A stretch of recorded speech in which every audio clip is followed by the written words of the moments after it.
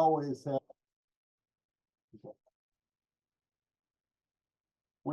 have Dean available to monitor us and basically act as a producer. He gets all the stuff, all the chat stuff taken care of, and he gives you leads as to where to go for any questions you ask. And there's just an awful lot of good things that that Dean does. And we will learn to appreciate them more tonight because he is not with us. He's on a flight from California to here, and he didn't think he had enough monitors to be able to take care of this. So, you know, we sure appreciate his help when he's here, but once in a while, I guess he deserves a vacation. He's been out in California for a few days learning a new skill. So we will try to struggle through without him, but I'm sure you'll notice the difference. Trust me. So basically, I'm here to watch it. I'm here to watch you to see how good you do. But I don't have my computer. I only have my iPad, so I can't do a whole lot to help. But have fun. The purpose of this meeting, first of all, I am aware of the fact that this is the biggest debate in the world, according to God only knows who. Which has nothing to do with shirt colors. Yes. But that's a good comment there, Dan.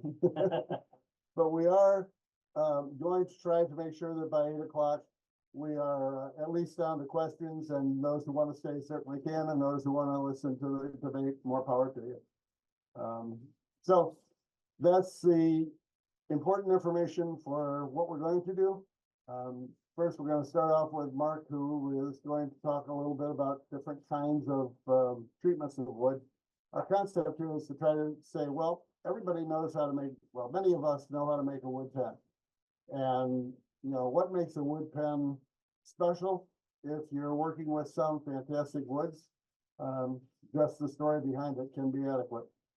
But many of you have expressed to us that you'd like to learn a little bit more about what you can do with a wood pen and how you can make it into something a little more interesting. So, as I always have learned with these guys, interesting is their middle name. Both Mark and John just take pen making to a level that I'm not even close to. So I think you're going to learn a lot. I think I'm going to learn some things. And with that, I'm going to just let Mark get going and not bore you with me. So enjoy. I've been called a lot of things. Interesting was never one of them. So I appreciate it. They don't know you as well. Yeah. Give them time. So here comes Mark.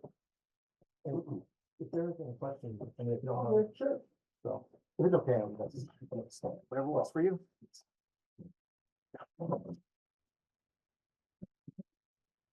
So I'm going to start out with a bunch of easy techniques. I'm going to talk a little bit about coloring. Most of the stuff that you're going to see here, it's not hard to do, nor is it expensive. And so I've done a couple of these. You may have seen them before on another demo, but then we're going to get into some stuff that I'm sure that you haven't seen. So to give you an idea, and as Ed says, and Dick says, I think this is going to be something that's going to make some of you guys cringe, because I am going to be changing. I'm going to be doing something with wood. Can you monitor the click on that? Yep. So this is we're going to go to this one. This is your traditional wood pen. And tonight we're going to talk about a bunch of things. Amongst them is how to use bleach on Wangi to get a bleached pen out of it. This is one where this is the one that kills you, is I had this beautiful chunk of wood here with the grain and the coloring on there, but it wasn't enough for me. So I wanted to add a little bit of color to it. And so we're going to talk a little bit about that. We're going to talk a little bit about some basic segmenting, things like that. But let's just jump in right away. I encourage anybody who has any questions. You want to go back up? I encourage anybody who has any questions to just come right out, ask the questions to the side, and we'll do our best to get them done. So I want to do one here that Okay, then I'm going to ask a quick question. Sure. What do you mean by bleached? Do you mean just pouring it in bleach? I will literally get to the. Okay, sorry. Oh no, please don't. You said jump in. what a great prelude to what I have in my hand. So if you see here, you can see here, this is a piece of Wengi. And it's a standard piece of Wengi. This is literally Clorox bleach. And the magic is, I'm simply gonna take this pen. You wanna put it on there? Yeah, let's go there. Okay, that'll work too. That board underneath, there's a board underneath you can sit on the shelf. Yeah, Just lays it back. Here we go. And all I did was I literally took the piece of Wengi, dropped it in bleach. And well, I'm gonna put it on the side now because this is gonna be something that's gonna take a while. I'm gonna put it on the side now and we'll get back to it in about 20 minutes. Is that tubed and turned or? Yep, it's tubed and turned. That we need to go. Yeah. Oh, I was gonna get to that, yeah. That one is tubed and turned. So I just wanted to get that one started. So, I wanna there is a little something that I wanna talk about first, and it's gonna take about 10 minutes. You wanna go back to this thing? Is that there's something about making a wood pen that I always think is really, really important, and I wanna go over it here. So if I have this piece of wood and it's only gonna take a couple minutes, and this is just important for anybody who's doing anything with,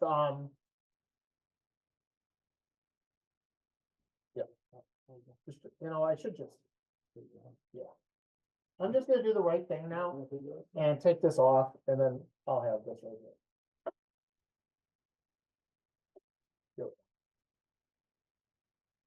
There's a board underneath. If you need to use a flat top. And so there's a couple things I want to talk about when we're doing wood pens, just as a prelude to any sort of thing. One thing I want to make sure is that you understand that no matter what you do to enhance the pen, it doesn't say that you can't, you have to still do all the other proper things right. And you still have to do all the work and do everything the right way before you enhancing something that you didn't take the time to do the right way doesn't really help. So for me, it's really important that I take the pen, I take a look at what component set that I'm gonna use. And I'm gonna take out the tubes. So there's the bottom. And there's the top. And before I do any work to do any kind of enhancement on this pen, I want to make sure that I get everything set up the right way. So I put the top at the top. And I put the bottom at the bottom. And you can see that they're lined up there. And I draw a line right in the middle. And I think one of the things that most people do is they'll put the tube at the top, and then they'll mark the line there and the tube at the bottom, and they'll chunk off a piece at the bottom. I don't really do that. I put the line here and I draw an arrow this way on the pen, so that I always know that when I do the assembly and I'm putting this back together, that I'm gonna have that grain aligned. And the arrow indicates which way I'm gonna drill. So I don't wanna leave and cut off a big chunk over here. I wanna drill in from this side here and drill in from this side here. And I wanna make sure that that pen is always got the best matching grain close to it that I have here. So then I'll take the top and I will mark out where I'm done. So that pen goes to right there. Then I'm gonna take the bottom, I'm gonna put this tube down here, and I'm gonna mark it out here. And so when I go and I cut this, I'm gonna cut it right at the middle, but this arrow indicates which way I'm gonna drill. So I'm gonna drill this piece from here that way, and this piece from here into it this way. And then that way, I'm never gonna drill through the bottom. I don't know if anybody here has ever had a problem, and I've seen it on IAP and things like that, about getting blowout at the end. One of the reasons for blowout is that that drill bit's gonna come through here and there's nothing to support it. So what I'll do is, I'll set my drill up so that it doesn't ever go through the end. And then when I drill it in here, I'll come down to this line. I'll drill it in here, I'll come down to this line. Then I'll take it back to my bandsaw and I'll cut that off and I have perfect holes. So that's all I wanted to go over. The techniques you see tonight are not in lieu of making sure that you still do everything else right. To me, it's a compliment to what all the other stuff that we do and this other stuff that we do right. So are we okay with that? Perfect. Would you do acrylics the same way? I do acrylics the exact same way. Thank you. So I wanna, yeah, please. The only time that I wouldn't do it that way is if I'm gonna make a pen and make a custom center band and there's so much character in that piece of wood or acrylic. If you're trying to line it all up, then what you're gonna wanna do is make sure that you leave enough space in the middle to cut your center band piece. And then your tubes from each side, top and bottom off of that. But if it's all a light colored wood, it's not gonna make any difference. You're not gonna notice it. But you know, some woods are darker or lighter or have distinct spalting lines through it, so you may wanna think about the placement of your center band or custom finials if you're gonna make those. Okay. All right, so let me show, so this is just a simple piece of maple. And no one ever does a maple pen, right? Because I'll be honest with you, there's nothing there, there's not enough interest in there for me. And so, but you can see that I've got the grain lines and everything else sitting in there. So what I'm gonna do, the first thing I'm gonna do is I'm gonna do a little bit of a coloring tip, or a coloring technique. And this is one of my favorites. So we're gonna use Glue Boost as the product, and I'm only gonna use the orange. And I'm simply gonna, I'm gonna take a little bit, and then I'm gonna use the Master Tint products that come with it. So here's the Master Tint product that comes with this, and watch how cool this blank is gonna get just by adding a little bit of color to it. And the nice thing about it is we're still gonna get the full transparency. So here's Glue Boost. I'm gonna pour a nice little puddle there on there. I'm gonna open up my color. I'm gonna take my little paddle. I'm gonna put it in here. I'm gonna mix it in. And it might be kind of hard to see because the plate, it's got a little bit of color underneath of it. But now all I'm gonna do is pick up some of the color. You can see it on my paper towel. And just rub it in.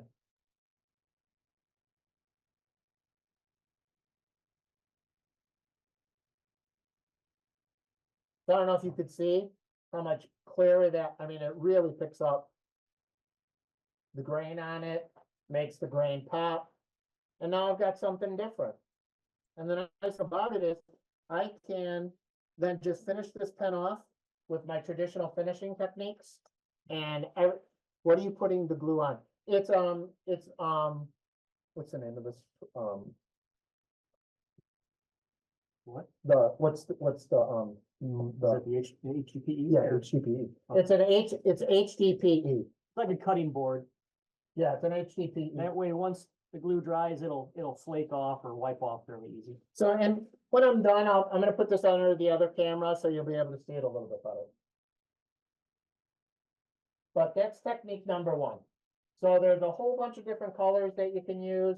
I've got, you know, blues, greens, purples, oranges. I like to use this color because I think it just shows the best under the camera, but here's orange. And hopefully you can see a different color hue to it. And those master tints break down really nice. They Yeah. don't leave clumps or lumps or anything in there as you're spreading it around, so Nope. it comes out really nice. So that's the first one. It's a real simple technique, changes it up. Now here's another technique I love doing.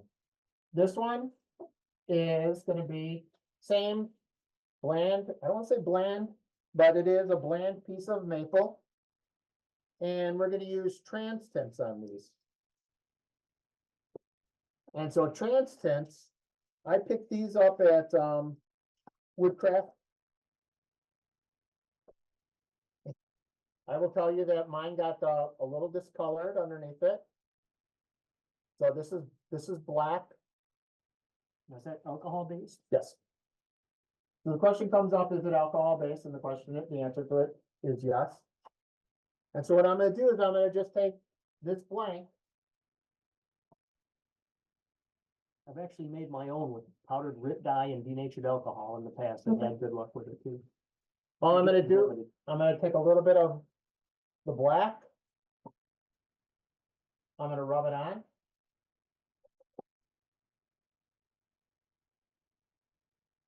Gives me a nice little color base on there. Then I'm gonna let it dry a little bit. You can see it's already dry. And then I am going to I'm gonna sand some of it off. And this is a technique, I'm gonna be honest with you, this is not novel to me. This is a technique that I had learned years and years ago from Jimmy Clues. And I just love his techniques. And so I applied it to penworking. But so you see I've got the black on here. So I'm simply gonna take sandpaper and I'm gonna sand it back. And if I really want to get some of the color, there we go, I got some color out of it.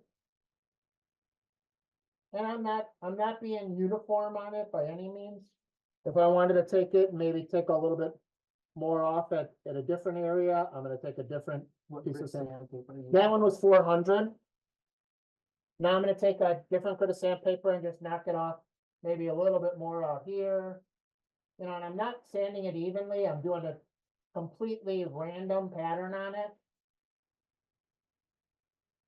Speaking of sandpaper grits, this question is often asked, and I can tell you that in my shop, when I'm in the shop, I have basically two grits, 400 and 600. 99% of the time, that's all you're gonna need. So if you're trying to work on things and you wonder what grit it is, chances are very good that it's 400 and 600. If you get to 240 and those small, buffer stuff, it will leave scratches that are very difficult to get out. So you're making it more difficult for yourself. When you get into yes, the 400 is done, and yes, the 600 is done, you wanna go higher than that, no problem there at all. But generally speaking, if you watch these demonstrations, it's a safe guess that it's 400 and 600. You know, how deep does that soak in, Mark? I'll show it to you when I'm done. I'll show it to you out of time. Can I ask a quick question if you don't Sure. mind? Sure. So I have a quick question about exactly what you did with the yellow tint before. Yep. Yep. Instead of using CA, which I'm really not interested in for various reasons, I usually use Craft Coat, which is I guess a poly, I guess you call it. Okay. And can I, if I just apply the dye like you just did with the one you have on now, Yep. can I then cover it with Craft Coat? Will that work? Will it stick to that? Oh, yeah, yeah. Or would you tint the Craft Coat before applying it? No, the short answer is, will it stick to it? The answer is yes.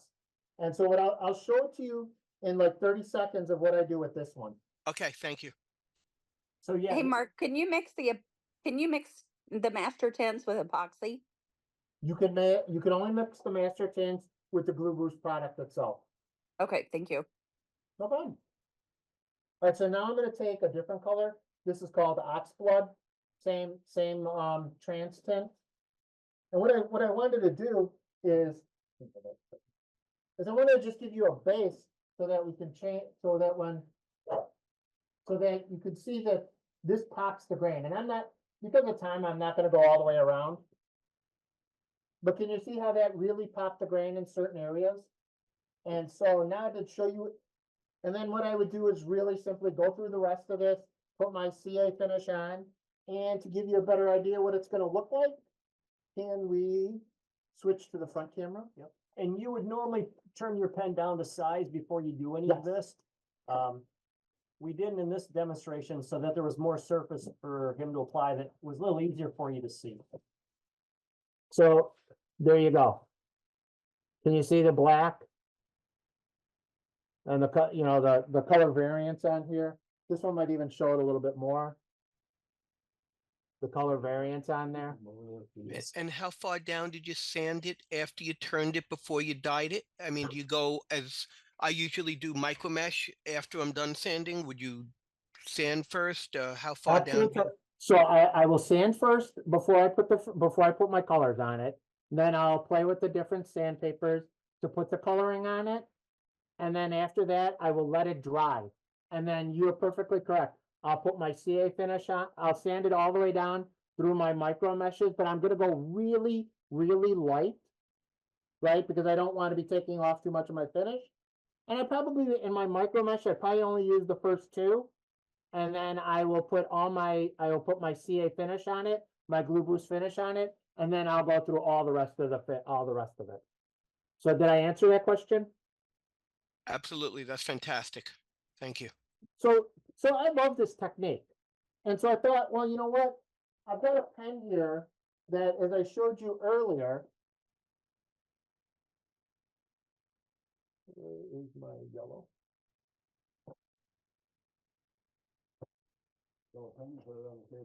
Yeah. Give me one. Oh, here we go. So I had this pen here that I did with this piece of wood. And so you can see what this is. This is simply just a combination, right? I sanded this pen down. I sanded that pen down, and then I put a little bit of the yellow glue boost on top of it. And there you go. Make sense? The blank turned down all the way before. So yeah, that's an excellent question. The blanks are turned all the way down. Before that, I get them down. I get them all the way down to the bushings. I sand them all the way down to the bushings.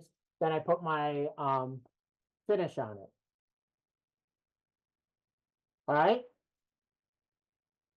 So the next one that I'm going to show you, the next technique is that someone asked about this one. So this is bleached wangi. And here's the deal. I'm going to show you where I'm at already, and It's looking good. Just about done. I'm not even 20 minutes into it. Can you see the coloring? The coloring has changed on the wangi. And so the question comes up, are there any other pen blanks and pens that I can use that technique on? John's jumping up there. Let's see if this will show. There you go. You can see the lightness in that. Yeah, and when it's done, here's what it's going to look like. Go ahead.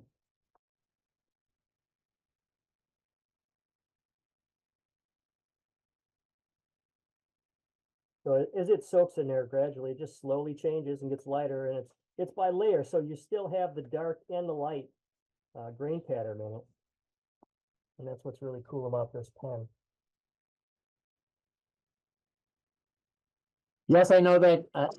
I know. So the wenge is officially pronounced, according to David Marks when I talked to him, wengi. So if you hear me talk about wengi versus wenge, it's just because I talked to David Marks once and he said it's definitely called wengi. So I'm gonna let that one go for the rest of the day. But now the cool part about it is when it comes out, this is, and we'll just stay under here. This is what it's gonna look like, right? Well, and then you think, okay, well, then I can make a pen that looks like this. Well, then eventually someone else, oh, do you rinse the bleach off? No, I don't. So what I'll do is I'll take the bleach, I'll let it soak in there, then I'll pull it out for, the better part of a night and a half. Then I'll put it back on my lathe and I'll just use my micro meshes out. So I love Bob's question. Bob, you have a great prelude to my next one. Is the problem is bleach wangi looks a lot like pine. You've got some bleach on the surface there. I didn't want to see it ruin a finish. Or ruin the box. Yeah, that's all right. I don't know. So then the question comes up, well, you know what? So as Bob points out, that the problem is that this can't start to look like pine. I like the way this thing, it offsets it, especially if I've got it. I hate to say it, when I'm selling, there are other people who are doing these things. So I'll put this one next to a traditional wangi blank. And it'll say, I've got something different. So to get to Bob's, I think it was Bob's question. So what I did, this is a combination, right? This is bleached wangi. And then I put my glue boost finish on it. I'm gonna try to get the grain to show there. And I did my glue boost finish on it, and then I colored it. And so I've got yet another something that's a little bit different. And if you think, well, that's not enough yet, Mark, I want to see more. This one is black palm. And if you want to know the difference between black palm and bleached black palm, the bleach clearly Doesn't do it, it's not gonna be as dramatic as the Langy, but it's clearly pulls out some of the colors.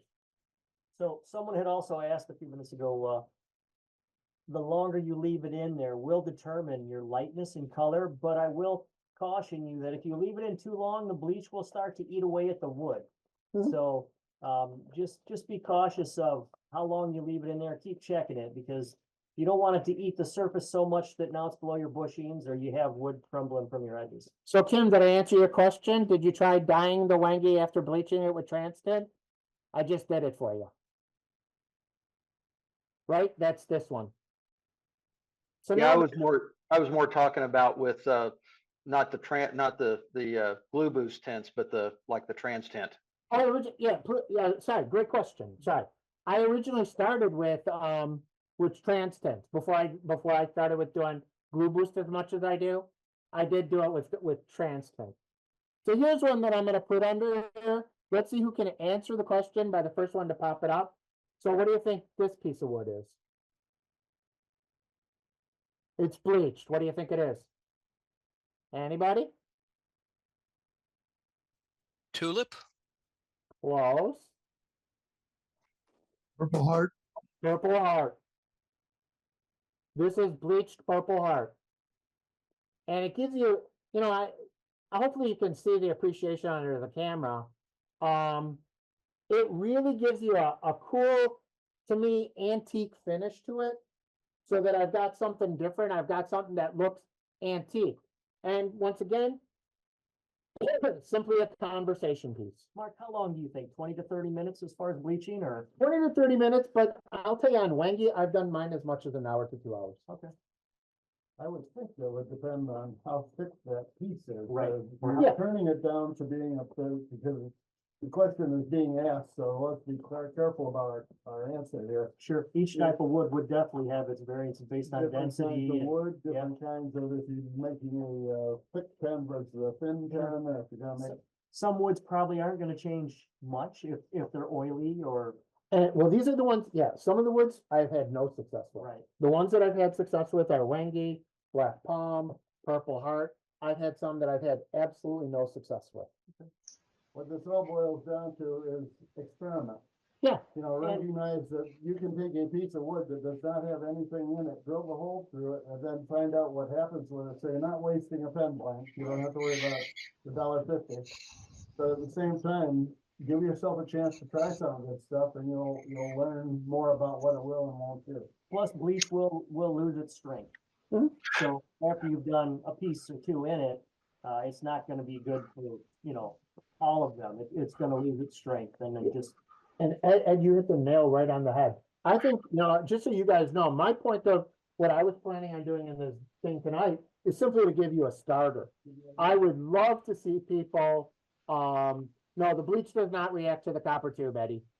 At least I've never had it. And then the other follow-up question, the copper tube is already glued in. I've never had the bleach affect the glue on the copper, on the glue either.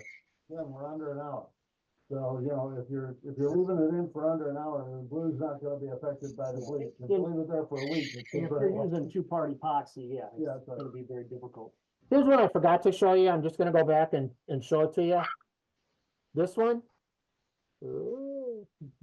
This one is trans tint, and I use purple, and then I let the purple dry on there, and then I just accented it out in certain spots with a little bit of yellow. And once again, this is just simply, this is literally, It's the easiest way to double dye something. yeah, this is literally this. It's just a piece of maple. So I run a club in Chicago, and one of the things we did was I gave away a bunch of maple to people and said, come back with something that's interesting. And so that one, so the world is out there in terms of color combinations, bleaching, letting things come out bleached, and then adding the color combination of the bleach and the non-bleach, trying it with different ones. You can actually see, can you see on here, that pen is actually turning whiter and whiter and whiter as we sit and we talk about it. Hey, Mark, when you take the pen out of the bleach, how long do you leave it sit and I would say dry before you put on any kind of a glue boost finish to it? excellent question. As I think I may have forgot to mention, yeah, I'll pull it out, I'll let it sit for 24 hours. And then, after that, all I'm gonna do is I'm gonna take it back to the lathe. The bleach will bring some of the grain up. And then I will just simply use my micro mesh and I'll knock the grain back off. I frequently Thanks, get- Mark. Thanks. frequently get questions from people who are looking for a specific color of blank. And by using some of these techniques, you know, if you buy a dyed and stabilized blank, your chances of hitting the color you're looking for are slim and none. So if you'd start learning some of these techniques, and I'm chopping my own nose off in this situation, I do an awful lot of stabilizing and dyeing. And I can tell you, I can't tell you what the middle of that pen, that blank looks like. So the part that you're gonna turn into a pen, I have no clue what it's actually gonna look like. With this technique and other techniques like it, you can control what you're going to produce. And so if you have a customer who has got exactly the right baby blue, you have the ability to use trans tints and so forth and come up with his baby blue. Until he changes his mind and tells you that's not it. Go ahead. And Ed, I know that you have always given us carte blanche to talk about this stuff. That piece of maple cost me 25 cents. Yeah, Right. Yeah. And I've got a pen blank that people are selling on stores for $15. exactly. And I get the exact same technique that I have there. So, you know, all I'm gonna ask is, Sarah, thank you, Sarah. Yeah. All I'm gonna ask is just try some of these things. Add the color to certain ones. Try it. Obviously lighter color blanks will do better. And then I want to show one more pen, and then I'm gonna let you take over for a little while, and then I want to come back to segmenting. One of the approaches I also like with the dyeing, I'll use a Q-tip. That way I can apply a little layer where I want. If I want a double dyed or a triple dyed, or I want to start dark at the edges and have it fade into something light, I'll start in the middle with a Q-tip. And as long as I'm applying light layers of light colors and overlapping them, working my way out, I have more control over that. It's easier to add color, and you can't really take it away without stripping the whole blank down. So start with your light colors and then build up to your darker one. So so in that contest where we did the 25-cent piece of maple, do you want to flip it on that one? Another technique, and this one is more just to play with, or an idea to play with. But I did this one, and you know, you've seen, I think it's called Indian corn. So this pen, Basket weave or whatever. basket weave, yeah, you've seen basket weave on the basket weave. So you can see here, this pen is done with basket. Sorry, I've got to do everything backwards. And so this pen was done with basket weave. And all I did was, can we go back to the other camera? Us. Yep. All I did was I used a burner and I burned all my lines in this way. Then I put it on the lathe and I burned all my lines in this way. Then I just used the color marker. What? How many hours did it take to I- make that? I know. Wouldn't a bead, can you put just Yeah, a I bead didn't, tool and they they didn't have them honestly, then. Yeah. 10 years ago when I did this one, Yeah. there was no beading tool. And the beading tool would have worked a lot better. You should have asked Dick Sink. If I would have asked Dick Singh, but here, remember, that the beading tool still wouldn't have been able to go this way. Well, he just showed you how to build a jig to do all that. Oh, I know. So then, and then what I did is I literally just used felt tip marker. I found a pattern on probably on the web somewhere, and I did a felt tip marker.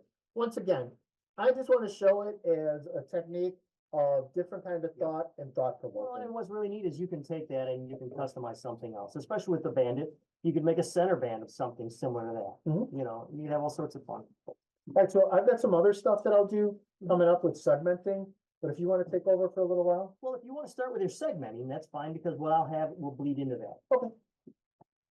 So there are some people that do gorgeous segmented pens. I know it, I love it, and I love, you want to go to this other one, go to the other camera. Segmented pens, and they do some great work.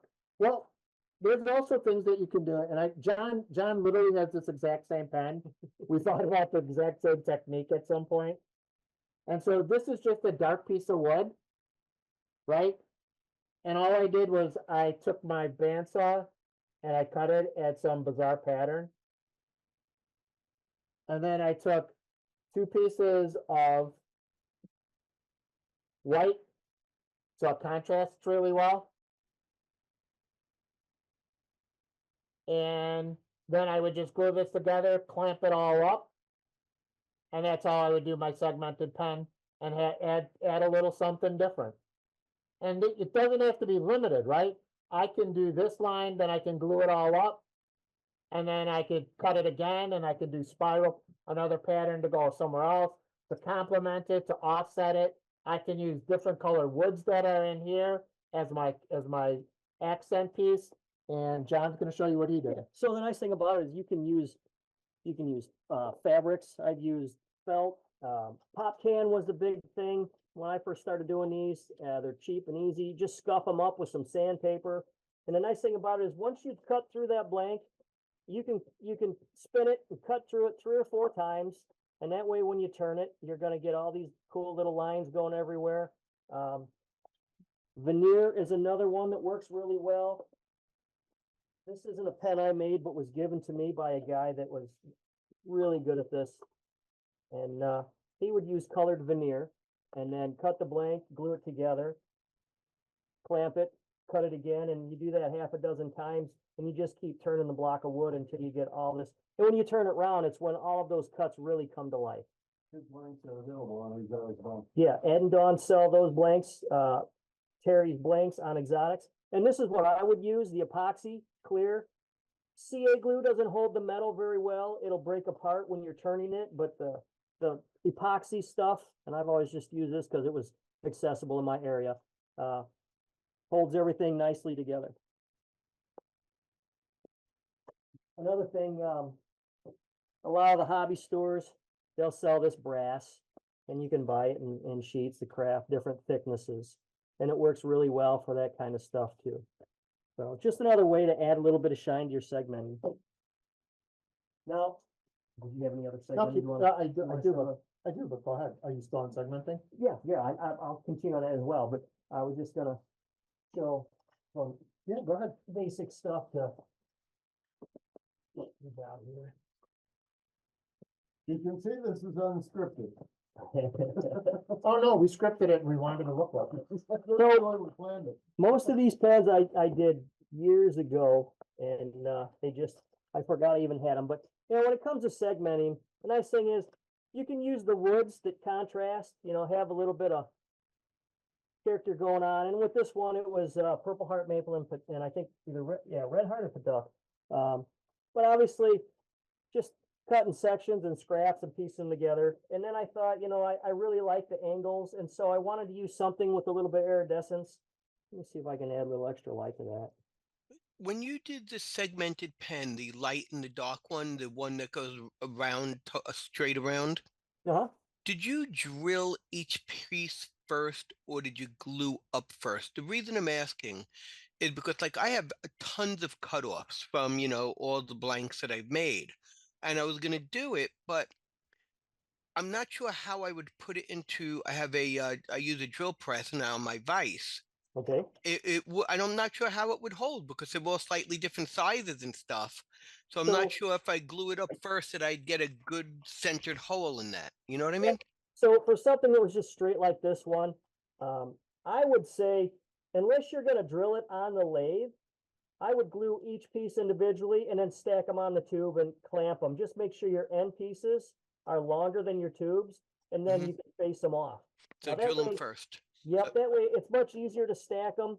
Now, from that, we can go to, you know, something a little more layered. Now, these are the same thing, right? These are just 4 pieces of square wood that I've glued together, and they were, I don't know, maybe 1/4 inch or so square, and then I glued them all together, or maybe 3/8. So I basically had 4 pieces glued into a long square, and then you slice them all, and then you start to rotate them and glue them all back together. So that way they just give that stare effect all the way around. And as long as you have different colored woods, and you know, for this I think it was canary wood, maple. I don't recall the others. Maybe Jatoba. but, you know, just pick woods of different contrasting colors. I think there was some bamboo in there. That way, everything's just a little bit of a different shade. Now, obviously, and this was a failure because I didn't know what I was going to get in the center. So I scroll sawed this star out, but as you can see, there's a big knot up here that kind of interfered. But this was probably my second year of pen making, and I was just playing around with wood because that's all I could afford at the time, and I didn't have a lot of power tools. So it was a cheap table saw, a small scroll saw, and some blanks, and I would glue them up and see what I could come up with. So from there, I decided to really get goofy, and I started gluing these up. And so with these, I would cut these, flip every other one. I basically glued 2 pieces of wood together, and this was red heart and maple. And then I would basically cut a V out of it, as you can see. And then I would flip every other one, re-glue them back together, and then I'd cut down the length of it, flip those and glue them back together. So after you've glued your fingers to the wood and you've got glue all over your clamps, you can tell I didn't drill it properly. You know, if I'd have drilled it on the lathe, if I'd have had proper chuck at the time, it would have been much straighter. But I was pretty happy. So these are all concepts I'd like to revisit now that I've got better tools. And The question is, what glue did you use? so I was using wood glue. I don't recall. I think it was Tight Bond, but I was using wood glue because I was gluing wood. You could get away with CA probably nowadays, but And what do you do anything to the wood pieces to make sure that they meet up cleanly? well, and that's the trick, right? It's helpful if you can build a jig, and Mark will discuss that a little more. This was all freehand and by sight. All I did was draw some straight lines with a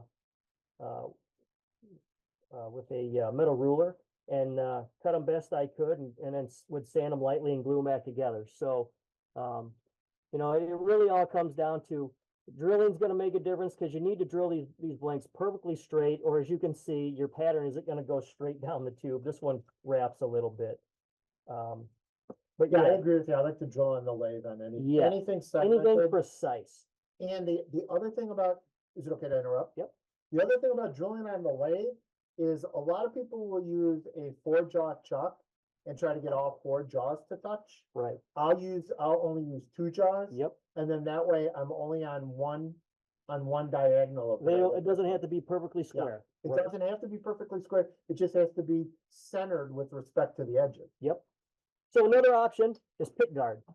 Pick guard was used quite a bit when I was first starting out. And what I did with this one, basically it was a red, white, red plastic pick guard, and I just cut small pieces, and I figured out where I wanted to segment that in, and I would glue them. So the biggest challenge here is drilling straight, because you need to make sure if you don't drill this straight, these lines, these segments aren't going to be straight, right? They're going to be canted. So you want to make sure you drill on the lathe and drill straight through this. That way everything stays straight when you turn it. And the reason I did this red and white, because, and I'll get into this in a little bit, but it's nice if you're going to put something on this blanket. And so I made my wife a St. Louis Cardinals pen, and I had some round decals that I applied to it and put a glue finish over, but the red and white stripes just accented the blade. Another way of making a nice blank, you can kind of cheat this. We've all seen the SpectraPly blanks out there, whether they're straight or they're at 45s. If you get the straight ones, you can have a lot of fun by basically setting your blank on the table saw. And here's what I've done with it. I set it on the table saw. It's a thin kerf blade. I just centered it up. So that way I know where to drill on this blank. I know I'm going to drill it dead center in the middle, but I cut these pieces as accents. So now I can glue them in the grooves. And now I've got a perfectly accented blank, and you can go and have fun with accenting them if you want to sandwich them in between or cut grooves, or in this one, they call it an Indian blanket. And I'm not real happy with the way the line's glued up, but it, let's see if it'll focus. It was my first attempt. And so I kept it because it had flaws, and the one that turned out I actually gave away. But this is basic concept, using things we already have, like the SpectraPly and the diamond wood, and being able to use that for just small shims and inlays, and it'll dress just a straight grain wood really nicely. You know, I wish I was as unhappy with some of the stuff as, I would, you know, I'm happy with it, yeah, with John's unhappy pile. So feel free to give them to me at any point. Well, we'll say this, all right, Mr. Singh, has given us some of his, I have these pictures, he sent me some pictures tonight of some of the blanks he's built. And if you know Dick Singh, one word that describes him is precise. Oh, yeah. You know, we always joke and say, well, there's more than one way to skin a cat. Yeah, but there's only one way to do it right. And I'm telling you, when you watch Dick work with his tools, you sure feel like you don't know anything. You have so much to learn because he makes it look so easy. And if you've ever seen his videos, you know exactly what I'm talking about. But Dick is the most precise guy I've ever seen when it comes to doing these inlays. And he applies this to a lot of different things. The bolo ties, the jar lids, his inlays that we had a demo on for the MTG a couple years ago on our virtual. So it is just phenomenal to watch him work. And this actually has brass inlay around these circle inlays.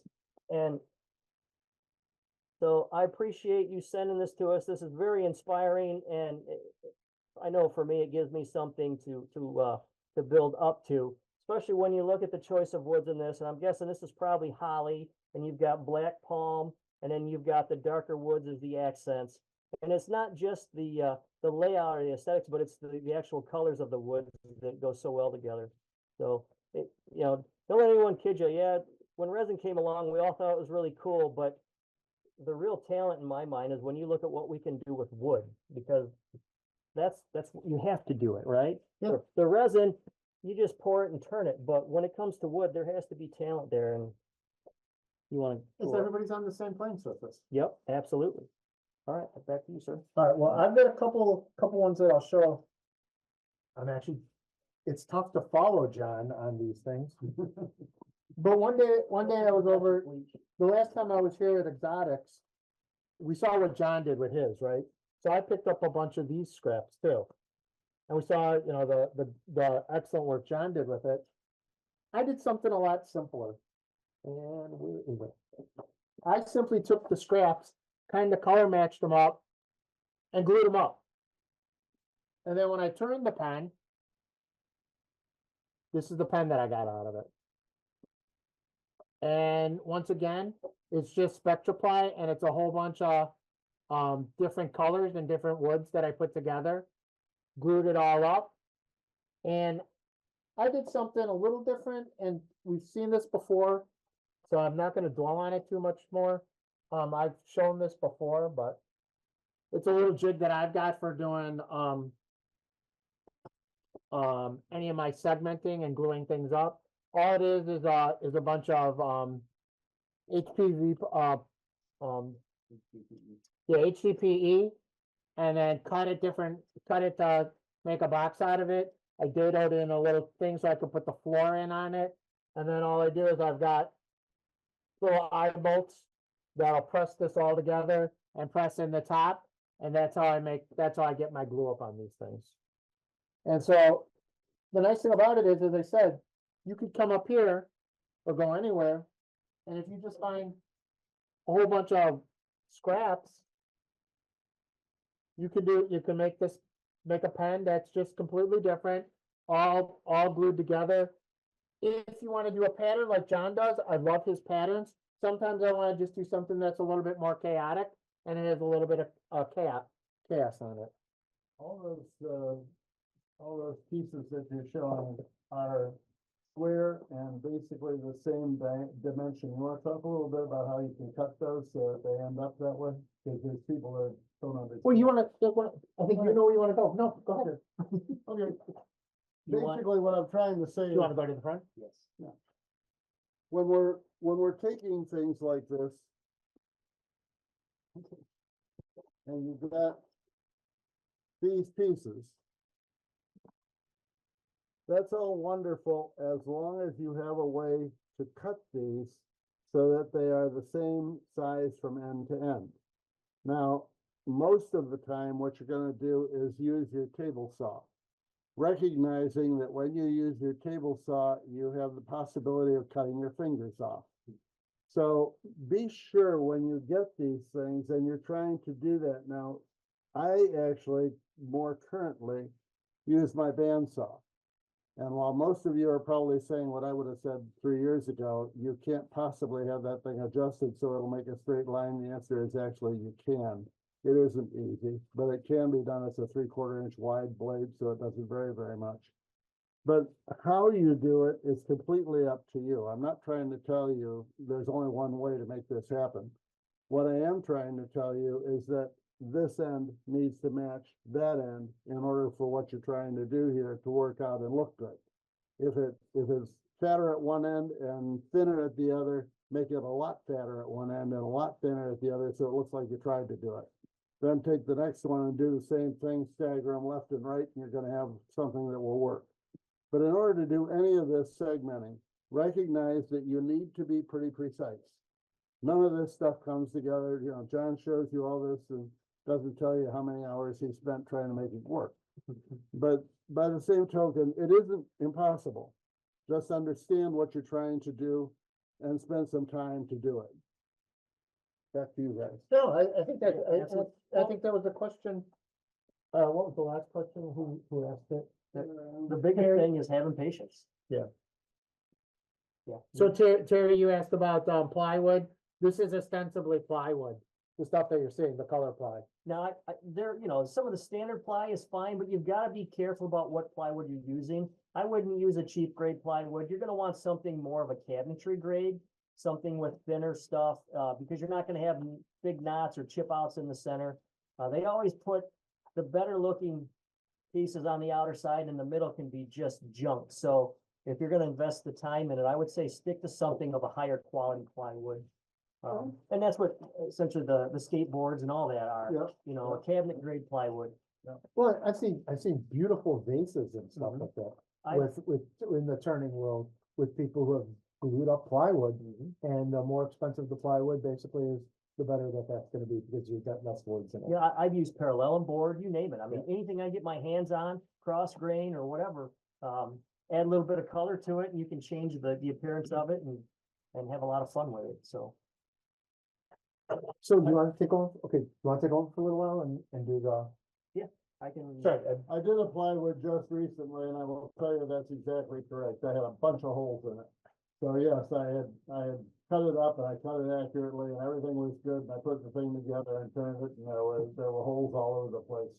You can fill them. Actually, you can play with it if you want to, if you've got a lot of time and want to do that.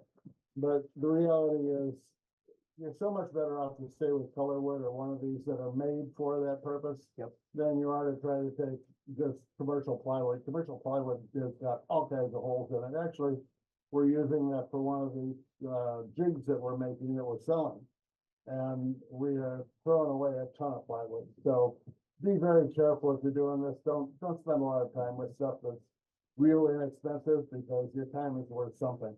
Yeah. So go ahead, Dave. And I found too that some of the birch, the hobby grade Yep. plywood or the birch plywood is much nicer Yep, than Yes. just than the scrap pine Yeah. stuff that we Correct. see. So. correct. Well, Well, this is a high quality, it's supposed to be a high quality, but what I'll tell you. All right, so turning it over to you for some time. All right, so another way we can address, what do we do with just plain wood? Obviously, there's all sorts of embellishments. If you've ever gone through a hobby store, if you've ever done anything as far as, the model cars or water slide decals, you know, you can have all sorts of fun. There's them all. You can have all sorts of fun and embellishments. Now, what I brought today isn't necessarily wood, but it's all the same concept. They were just, most of it was applied to a pen because I was trying to build a certain theme. Some of the things I look for, obviously, so I bought these. They're just 70s little smiley faces and flowers and you know, whatnot. And I thought at the time I was wanting to build kind of a 70s retro pen. And so what I ended up with, I took some denim, a pair of blue jeans and wrapped them around the tube, turned it down, and then I just Use CA, put a finish over the top of it and glued them all on there just to kind of give it a 70s vibe. Again, I don't know if I succeeded or not, but you know, it was just something I wanted to try for a demo. It was one of the things other than something we can do other than casting. Obviously decals. You look in the kit aisles, you can find all sorts of decals. These are Batman. Now, the thing you have to watch is you want a decal that's on a clear background. I won't use anything that's on white or a color background. And I want something that's cut precisely along the image itself. I don't want to buy something on an oval. If I do, I have to cut all that out myself. And something like this, the Batman signal and whatnot, wouldn't be that hard. I've used those on pens in the past. Unfortunately, they were gifts. I don't have them. But what I do have is a mini that I put over an acrylic blank. And I liked it because it was kind of a pearl blank. And so what I did was I built up a clear CA finish, and I actually finished the blank. I peeled her, stuck her on there, and I immediately built a glue loose finish over the top of it to seal her in there. But what you may want to think about is if you're going to do something like that, overturn the blank slightly. You know, we always talk about make sure you turn down to the bushings, but if you overturn it, it gives you a little more room to build up a layer over that decal so you don't have to worry about sanding through it. You go to the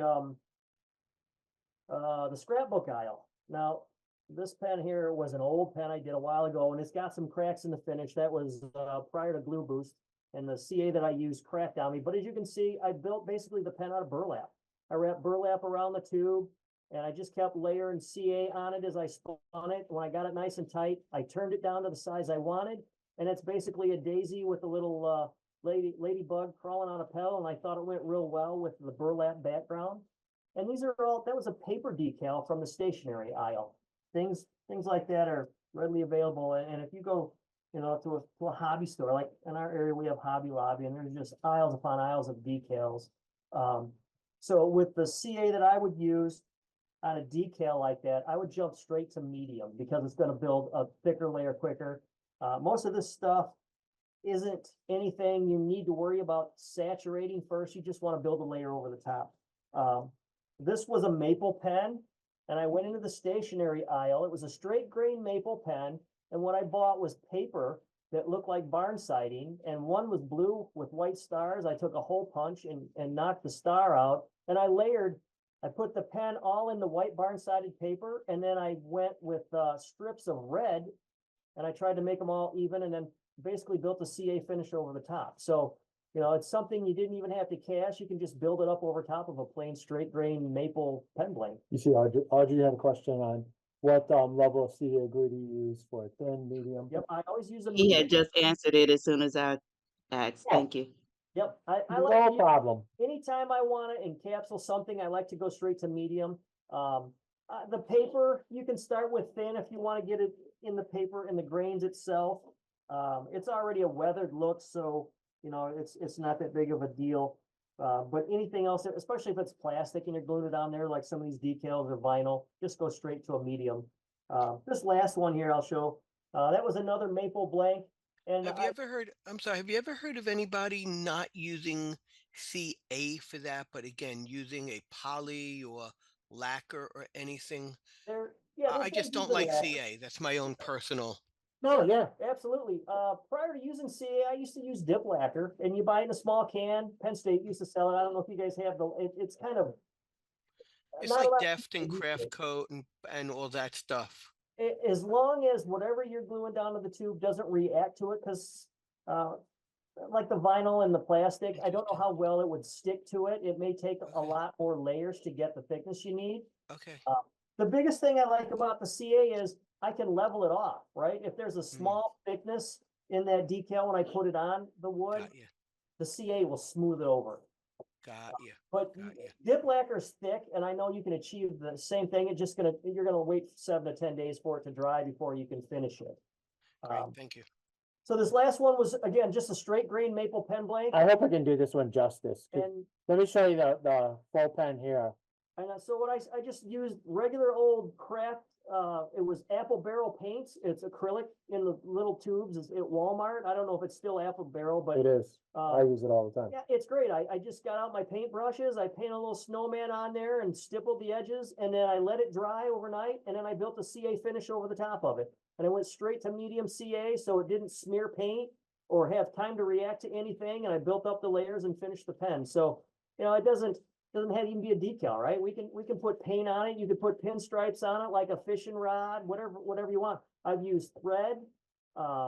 Yeah, basically you're just decoupaging, whether it be paint or the paper or the decals. You just, again, think about your finish thickness. You may need to overturn the blank slightly just to make sure you have room to build a finish over the top of it. Are there woods that are easier and woods that are more difficult to do this when you're trying to put something over the top of them, John? You said you cut them a little bit farther than the bushings. Some of them are gonna be more likely to shatter as you try to do that. Yeah, Want to talk a little about what you use? so what I would do, if I were gonna overturn something, it would mostly be in the middle where the object is. If I were gonna apply, like this here, if I'm gonna apply a decal in the middle, I know I can leave out here this top quarter or half inch at the bushings, but I might overturn the center a little bit, and that way it gives me room to build up a thickness. As far as coats, how many coats you're gonna use of a medium CA, it's really gonna come down to how you apply it. Or the desired thickness that you get. With these, if you're gonna overturn the middle and put something in it, you're gonna wanna build it up to where you've got the finished shape that you want. So you may add extra and then lightly sand it down to the shape you want. The nice thing about CA is if you put it on there and you don't like the shape of it, you just put a little more on or you sand it off. So, the finished product really comes down to your eye, what you're trying to achieve. This last one, before we move forward, again, was, how about this one? A straight grain blank. And what I did was I spray painted it white. It was just straight grain maple because it was very smooth. And I like to use the maple because it's a light wood and the grain doesn't bleed through. Yep. And it's so naturally smooth. So I spray painted it white, and then I basically took water and hydro dipped it. We can maybe do a session on that sometime with hydro dipping. That's a lot of fun. There's a lot of different products out there, but there's paint specifically for hydro dipping. And basically what that means is you take a small container of water and you put drops of paint on it, and you start in the middle and put a drop of white and it'll come out, and then you put another drop of maybe red or blue. And in this instant, I used nail polish. And the thing about nail polish though is, depending on the room temperature, depending on if there's a ceiling fan going, it can set up real quick on you. So you've got to act fast. I took my wife's nail polish when she wasn't looking, and I had blue, dark blue, light blue, and gray, and clear. And so clear allowed the white to show through from the background. And basically all I did was put drops, and it's intermittently I'd put dark and then clear and then light and then clear and then gray and then clear. And I took a toothpick and drug through it a couple times. And then I basically put silicone plugs in my blank, put a wire in it, and just dipped it through the water, shook it off, moved all the excess paint out of the way and pulled it out. And then I make these little wire racks that can sit. I slide it on here and I just let it dry. And I give it a day or so, and then I put a CA finish over it. So, it's all about just having fun. If you see somebody making something, you can apply that to a pen, right? There's so many ways, and sometimes it's easier to apply to a pen because it's a smaller area. So, John, I thought you wanted to do. can we do water slide? Yep. All right, so as we've had these meetings, we've talked about different things that people want to see, and water slides came up a couple times. So water slide decals basically is just that. And this is what it allows us to do. It's another form of an embellishment or an image. And this is something I did because I didn't have a laser engraver. So what this pen is, I bought a Jack Daniel's brewery barrel. A guy in my town, he went to the brewery and he bought, I think, about 20 or 30 barrels. And I was able to get one from him. And so I was taking the stabs, and I had turned a couple pens. Well, I noticed on top of the barrel, it had the Jack Daniel's ink stamp on it, or Burma, I don't remember. I think it was ink that they had on this one. I wanted to incorporate that on the pen somehow. That's okay. I want to incorporate it on the pen somehow so that it signified where this piece of wood came from. And by the way, if you like bourbon, you'll love turning these blanks because they smell so nice. I joked when Dick and I were talking about this, and I thought, I wonder if I sucked on that splinter of wood if I'd taste the bourbon in it. But what I did was created a water slide decal from that image and was able to put that on the actual pen itself. Sure. And on this one, basically it was the same thing. It was music notes, and I had a small piece of spalted maple. It didn't have a lot of character, but that just a little bit. It was lacking. So I want to put something in the center. So I found this image, printed it out, and put it on a water slide decal, and was able to put that on my pen blank. My experience in water slide decals is really from being a 8 to 12-year-old kid building modeled cars and or putting them on my bicycle. And what it basically come down to is all you need is water slide paper and some bonding spray. Now, there's a couple different things out there that I've tried. This is one of them. You can buy this all day long on the internet. It's just, they call it premium water slide paper. It's okay. I'll tell you, Testers is my favorite. Testers has been in the business for years for model cars, and they put this stuff out. If you got a Hobby Lobby near you, check it out. It's usually near the Pinewood Derby stuff or all the miniature train stuff, airbrush area. They've always got some sort of water slide decal paper. And this comes in a box with bonding spray. Now, I bought this just to see the difference. And I'll be honest with you, I've had the same luck with regular old clear coat. The trick is don't put it on too thick. So water slide is basically paper that you print on with your computer. And this is just inkjet printer. And I would print this out and then let this dry. And then normally when I say let it dry, I would let it sit for an hour or so. And then basically I'm going to set this down, take this rattle can. I'm going to hold it out here about maybe 18 inches away. And I'm just going to mist over it. I'm not going to get heavy. I'm just light mist over it. And I'm going to walk away for maybe 20 or 30 minutes, come back, change the direction, do it again. And I'll do this 3 or 4 times lightly in all the directions to make sure I get a nice coat over the top of this. Basically what this does, it seals the ink to the paper so that it doesn't float or so it doesn't bleed when you put it in water. So what this paper does, the only way to get this sticker off the back is to soak it in water. Water will then basically penetrate the paper on the back, and it will allow this clear film to float right off the paper, and you drag it on basically whatever you're putting it on, and you let it dry. And in this case, it's going to be a pen blank. So any questions so far? All right, so here's what I'm going to do. Can you repeat why you use medium to versus thinner heavy? Sure. So for me, I'm going to still put my medium on a thin layer of medium. I'm never going to build thick. Just because it's a thicker consistency doesn't mean you should put it on thick, right? It just means that it goes on a little bit thicker than the thin stuff.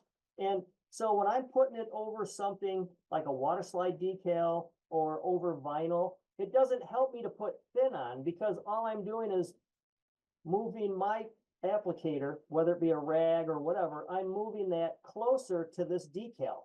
So when you rub that glue on and you rub over these, you stand a chance of smearing the ink or the paint off of that decal. So if you use medium, the only thing that comes in contact with these images is the glue itself. You're able to keep the application, the paper towel or whatever over the top and go over the top of it without applying pressure on the image and smearing it. That's why I like to use the medium. You see Betty's question? Do you water slide? You pre-finish the wood. Right. So here's how I would start this process. I would turn down a blank. And in this case, it was maple. But I would turn the raw blank down. I would sand it. And then what I do once I sand this up to say 400 grit, I'll take the extra fine, the 4/0 steel wool, turn the lathe on high, and I'll go across it with the steel wool. It just a light pressure, but enough pressure that I'm putting some pressure on the wood. And what that does is it kind of helps remove a lot of my sanding paper scratches, and steel wool doesn't leave as heavy of a scratch. Then what I'm gonna do is basically build a CA finish on that wood.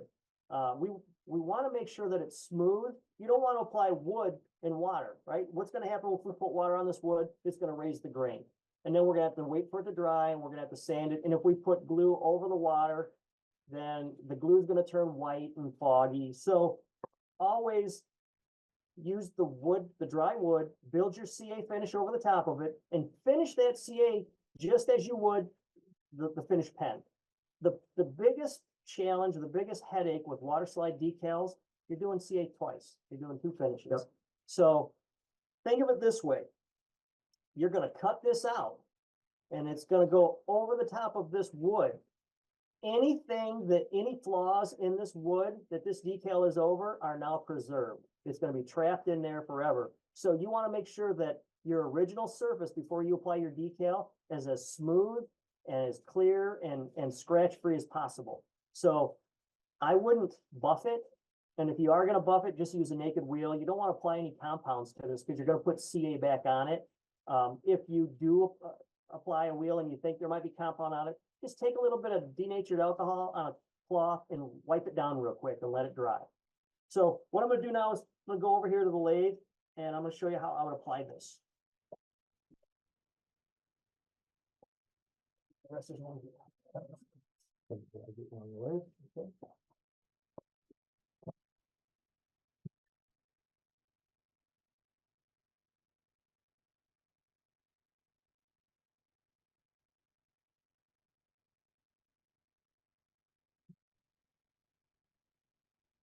Now, what I would do, I would start out using my Delrin bushings for this application. It's not a big deal if you only have the metal bushings, but what I like about the Delrin is I don't have to touch this blank to go right into my CA finish. When you talk to me, want to just move the microphone over? We can. There's not a lot to it to move, so. Folks, we're gonna move the microphone so John sounds better. Let us know if that turns out to be a complete failure, please. But we'll see what happens. All right, so I always like to use the Delrin bushings up here, because what that allows me to do is I don't have to then take this off, mess with it. If I had my metal bushings on, once this image were dry on this pen blank, I'd want to build my CA with these soft Delrin bushings. So if I use Delrin to apply the decal, I don't have to touch it. I can leave it where it's at and not risk messing it up. So the next thing I would do, I apologize, everything came in a bag. So here's how I'm gonna need a paintbrush. I'm gonna need a small container to put some water in. I've got some. Down. Well, I did have some. Did it fall? I'm gonna borrow the wire here. It wants to roll off. Yeah, it's way back there. All right. Debate nearly turned physical on the assembly floor Thursday over a proposed ban on transgender student notification policies in schools. Democratic Assemblyman Corey Jackson restrained by a handful of lawmakers. Somebody needs to mute themselves watching the news. Bill Asaley. I'm tired of being interrupted by you. Asaley. Okay, all right, well, so we got the water here. So what I'm gonna do is I'm gonna use just room temperature water. I don't want anything too cold or too hot. I don't even need a lot of it. Maybe a half inch so of water. He found it, Ed. Thank you.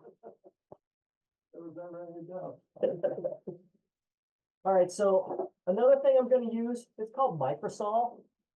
And you'll get this at a hobby store. It's not necessary, but what it does, it helps your decals soften and take the form of your pen blank. And because a lot of times when we turn a pen, we might leave a little bit of a taper or a contour in its body. This kind of helps out. So here's the best part. I haven't done a water slide decal in probably 6 months. So if I mess up, it's a good refresher for myself as well as you guys. So here's what I would do. I would come in here. I'm going to trim this as close to the finished edge as possible. I want to make sure that I'm not leaving a big area around it. It's kind of like cropping if you do anything imaging on your computer. Can you move the angle of the camera over a little bit? I'll hold it up for you. So I'm gonna trim around that edge as close as I can. That way I don't want a big area around it because that's just more decal that I have to worry about getting to lay flat. So I trim it as close to the finished edge as possible. The great image of your thumb, but Help. yeah, the camera is looking at the tailstock, headstock, something. You might have a different view than we do. Yeah, it looks fine to me. It looks good to me. Is that better? Looks Yes, great. thank you. Looks great. Okay. Okay, so I've got everything trimmed down as close as possible without cutting through the image. And now what I'm gonna do is, I'm gonna lay this right in the middle of the water. And I'm gonna let it just kind of float around. You'll notice with this image, you'll start to see some bubbles coming out. And then eventually, you're gonna see this get pulled to the side of the cup. And it's basically the paper taking on water. As the paper absorbs and it's gonna lay flat, that water is working its way up through that decal paper. And this decal paper is old, so hopefully it'll still work fine for us. But it's gonna take just maybe a minute for this to get wet enough that we can slide the top off. One thing you don't want to do is submerge it because we want to keep the decal on the paper. We don't want it to come off in the water because then it's going to be challenging without damaging it to get it back up here on the wood. So we're going to grab the paper and slide it around a little bit with our thumb to see that it moves on the paper background. We're going to see that the top slides. And once we know that it slides, it's going to be enough to apply it to this water, or to this pen blank. Now, I'm in the process going to take some water, or I'm sorry, some microsol, and I'm going to take the paintbrush and I'm just going to brush it on top here. Now, a lot of times if you put it on too heavy, it's going to run off on you. So what I like to do is just try to keep it in the middle so that it's a little bit of a pool without running off the blank. I want to get this stuff underneath the decal as well as on it. And my experience is if you can keep water underneath this decal while you put it on your pen blank, the less chance that you'll have any air bubbles trapped or any shiny spots. It will bond, more surface will bond to your pen blank, your CA finish. So all right, I have to slide this to me now so that I can grab it. Doesn't it also give you a better ability to place the decal and move the decal around a little bit? So I'll try to hold it where you can see it, but all I want to do is slide it. You can see it moving on the back. So I'm going to take this microsol, and if you don't have microsol, you can use water. You just want to place a healthy amount on there, hold it with one spot, and then slide the back out and let that fall where it wants. Now, once it's on there, you can apply pressure. You can move it around a little bit and shift it. I'll use a paintbrush, brush over it. And if I need to, slide it a little bit. Now, if you want to slide it, the easiest way is add a little bit of water to it. And it will allow you to push it where you want. And then what I like to do, because I know there's a lot of excess water on there, I'll take a Q-tip, I'll just lightly touch it and roll it around the edges a little bit to soak up some water without moving it too much. You want to keep it as straight as possible. I'll take a paper towel on the underside and just kind of sponge it off. Now here's the worst part of it. We have to just now walk away from this. We have to just let this dry on its own. As the microsol dries, it'll start to ripple a little bit and then it'll soften and smooth out. If you're concerned about it, you can come over the top with some more of this microsol and just kind of damp it on there. And what that'll do is help soften any edges of that decal. So as it softens out, it will start to lay flat and take the shape that you want it to. Now, the biggest problem about doing a demo like this is it's going to take longer for this to dry than the time that we have allowed. But as you can see, there was literally nothing to apply in that detail. So now we basically got our image on the pen blank. And all you would do is walk away from this and let it dry. What I would do, I would give it a day, and then I would come back tomorrow and I would build a CA finish. And I would start with medium and put medium on first. And that way, you know, you've got a nice healthy layer. If you go on here with soft CA, and I would turn the lathe on very low, maybe, I don't know, 500 or so RPMs. And with the lathe moving low, I would put a healthy amount of CA on here and just lightly go across it. Don't apply a lot of pressure, don't push, just go across it once and let it sit. Basically what that first coat's gonna do is it's gonna seal all of this in there enough that then you'll be able to build up your layers. But if you start too thin, you're gonna have to push a little harder, or you take a chance of rubbing color or image off of your decal. So if you're concerned about it, maybe you see a little bit of bleeding as you're putting this on here. What you can do after a day of drying with water, come back with some clear coat Krylon, hold it above here about 18 inches, and just give a couple light bursts and let that seal the ink again, and then build your CA finish maybe an hour or two after it dries. Any questions on that? Awesome.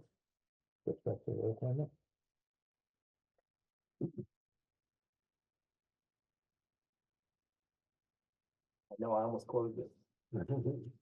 So, I mean, we've talked about water slide decals, and it seems like it's a chore. It really isn't. The hardest part about water slide decals is waiting for it to dry. So, Well, the cool part is it also gives you an engraving effect without having to buy an engraver or invest in it. So you can do a lot more personalization and customization. logos, names, just maybe interest images, you know, whatever somebody's into, you can have a lot of fun. I know I've done a lot for certain associations where they're into antler and things like that. So I turned antler pens, and rather than have them engraved, I just put their logo on it, you know, printed them out small. And the thing is also, when you get these sheets, the tester sheets, you have two options. You can buy clear or white background. So white background is great if part of your image needs to be white. Now, if it's just a colored outline and you don't care about the wood itself, or you want to use Corian or something like that, then you don't have to worry about it. But the white background is nice because when you slide the decal off the paper, there's white behind it. The chore is, it has to be an image that you can trim exactly around its edge. And with these little pyramids, I was able to cut exactly along the edge. They went over the top of the wood. Nothing else bled through. You couldn't see them. So, Concerns about copyright. so under copyright, yeah, there's always a concern about copyright. Oh, yeah, So make sure you understand all that stuff. And this is just a statement that I'll make in general. Just because you see something on the internet, doesn't mean that you have rights to reproduce it. right. You know, you see that all the time. I see all the time on Facebook when I'm looking at the things, who can make me a Cincinnati Reds Yep. pen blank or whatever, and they use the Cincinnati Reds logo. You can say what you want. You can't do that. You're not allowed to do that. The logos that I use, I actually have permission from the companies, and the pens that I'm making with those logos are given back to that company, so, or organization. So the question also came up of how about having this demo next year at the MPG? So one of the demos we did this year at the MPG was differentiating yourself in the world of pen making without casting, and I did that demo. Next year, John's committed to doing that demo, so John will be doing that demo, and a lot of these techniques, not a lot of them, but some of these Yeah, techniques will be there. We'll actually do I'll do water slide decals, I'll do some hydro dipping and whatever fun things we can come up with before then. This what kind of paper you're using? Yeah, so the paper itself, it's actually called water slide decal. What I like is testers. Now, one thing I'll say also is as you cut these sheets and they start to get smaller, if say I only used half of this sheet, rather than throw it away, just take a standard sheet of paper, figure out on that paper where it's going to print next, and tape that on there. That way, if you tape this to your paper and then send your paper through the printer, you're utilizing whatever you have left. Or do a test print on paper and then take it out and tape this over the top of that print. That way, you know you're getting the most out of your paper. And that's inkjet, right? Inkjet, yeah. And is there any preference on inkjet printers or? Honestly, whatever you get the best quality with. I've got a Canon and an Epson. If it's just maybe something of less detail, maybe outlines like the music notes, I'll use my Epson. If it's something that I want a little more crisp, clear, I like my Canon for it, but it's just preference. I've done it with HP. I've had great luck with HP. I love just don't have HP. HP anymore. And so- have you played with color? Oh, yeah, color works fine too. Yeah. And again, the biggest thing about color is if you're using clear decals, the background, if you put it over a dark wood, it's gonna bleed out your color. You wanna probably put color on a white decal paper and then just make sure you cut around it real close. So that way the white is just more vibrant color. So far, I mean, we've done a ton of stuff on, for lack of a better phrase, 25-cent pieces of maple. Right, we've taken it, we've done a lot of different color. I do want to show this. Can you flip to the other camera? I did pull my wingy out of the water, out of the bleach.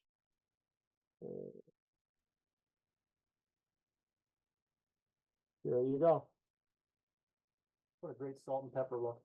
Yep. So as I said earlier, I would let this go. Ooh. I know, it's because everything is backwards. Well, yeah, unfortunately, our camera angle is odd in there. It's opposite. So I would let this go 24 hours, then I'd put it on my lathe, knock it off with micro mesh. If I decided I wanted to add a little color to it, I can add some color to it. Or I could then just put my CA finish on here and put it together like that. So what do you think of the techniques you guys have seen so far? All right, so I think, Ed, you wanted to talk about a couple of things? If you want to, we can do that next. Yeah, I mean, I'm trying to respect the clock. Okay, You know me, I can talk till 10 o'clock. why don't you turn on the video? There's a video that we're gonna do here. Basically, these guys are showing you fantastic things that you can do, and yes, after you learn how to do it, you'll be able Let me to. go. Yes. On the other hand, there's me, and I did a lot of turning before recently, let's put it that way. And a lot of things that I did showed a few problems that actually happen in the real world. So I thought I'd give you this quick one. We've had a lot of questions recently about wood. And because we're selling a lot of different kinds of wood burls, we are able to send out a lot of stuff. That's what it comes down to. The wood burls that I have are mostly stabilized. And so we've had a lot of people turning stabilized wood, but I thought I'd put this together. This is a piece of redwood that is a burl, and you'll see that it's kind of questionable when you look at it. This is something that most people seem to be having trouble with. So I thought I'd do this. It's about a 10-12 minute video, and I'll talk over it. You won't be bored to death, I hope. And if you are, we'll jump forward because I'm not trying to make it difficult. So can you Real quick, let me answer the one, because the questions are gonna Okay. scroll up. Mhm. Not being a wood turner, where can you get Wangi wood? I can tell you places like Woodcraft definitely have it. Yep. Do you have it here? Probably some, yeah. I'm gonna bet that Exotics has it. Definitely I know, yeah, virtually any pen supplier will have it. I know that Exotics has it. I know that, Woodcraft and places like that. Wood will have it. turnings has probably got a good selection too. They have a Okay. lot of good wood. So, All right, so you're gonna talk over it? yeah, I'm gonna talk over it. This has no soundtrack, so. You wanna step this way? Step this way. Okay. See more. There you go. Oh, okay. Yeah, that's good. Now you can see that I'm not here. No, they don't see. They can- Okay, there you go. Okay, good. Okay, basically, we're starting with a piece of redwood that is unstabilized, and I'm starting with a standard skew. This is not anything that's a fancy tool, you know, just a plain old, as a matter of fact, this one is Benjamin's Best, 1795, it's extraordinary, you including us. But basically, it's a simple turn with a regular, tool that we've used for years and years. And what I'm trying to show here is that you've got a piece of wood that is not 100, I mean, it's punky, it's a little bit tough to turn. But it is not that difficult to turn. As you can see, one of the things that I wanted to point out here, you notice that the blank stopped spinning. The reason that that happens is because I'm turning between centers. And in a situation where you're turning between centers, if you do not put a tremendous amount of pressure on your tail stop, pushing to your head stop, you allow the pen or the blank to actually stop if you get a catch. So instead of ruining the blank at the time that I get a catch, it will actually stop. Now you want to play a game between those. You want to make sure that it's got enough pressure that it will turn for you. And at the same time, it doesn't have so much pressure that it continues to turn if you get a catch. You can see from this that this is not an easy piece of wood. There's lots and lots of holes in it. It's a piece of wood that's fairly good for a burl, but that's what I'm trying to point out to you. Burl wood does not look the same as a regular maple piece, and therefore it does require more talent to turn it. I'm a turn between centers guy also.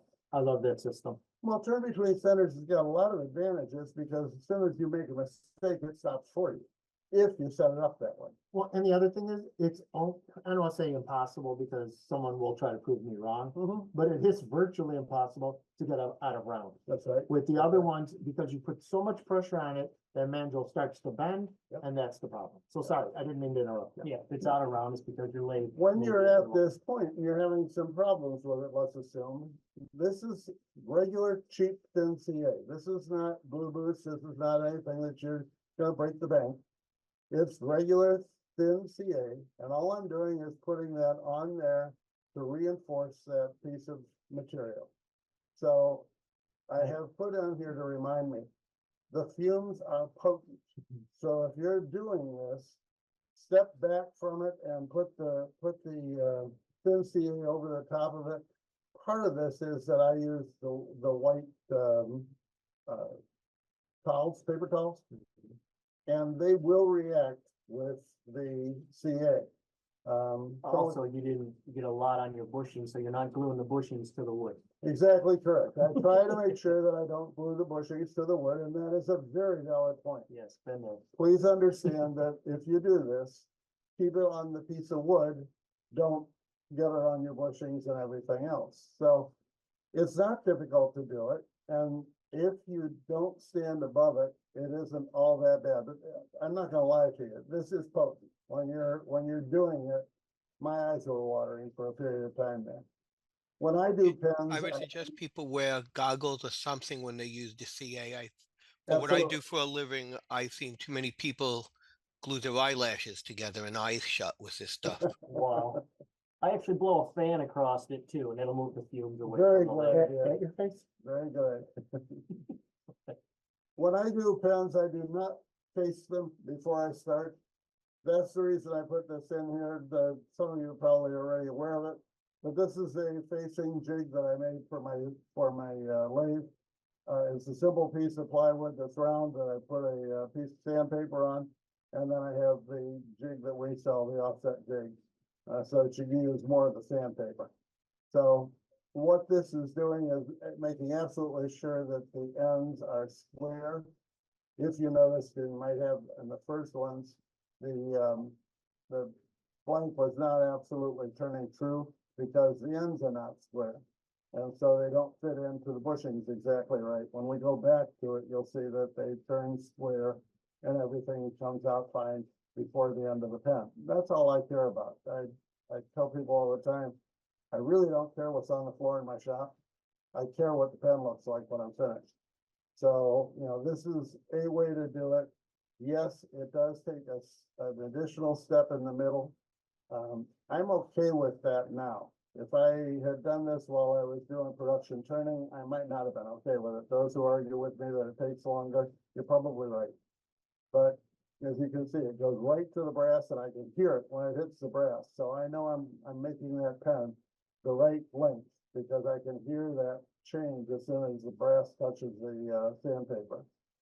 So that only takes a couple of seconds and we will back off and it should change to the next piece. And you can see the brass is shining, and go ahead, Mark. And you have a punch set to match every single hole, right? Yes, I do, but to be honest with you, I don't care about the size of the punch. What I'm doing is putting the punch in there, and as long as it fits in, I keep the pressure with my hand against one side of that punch.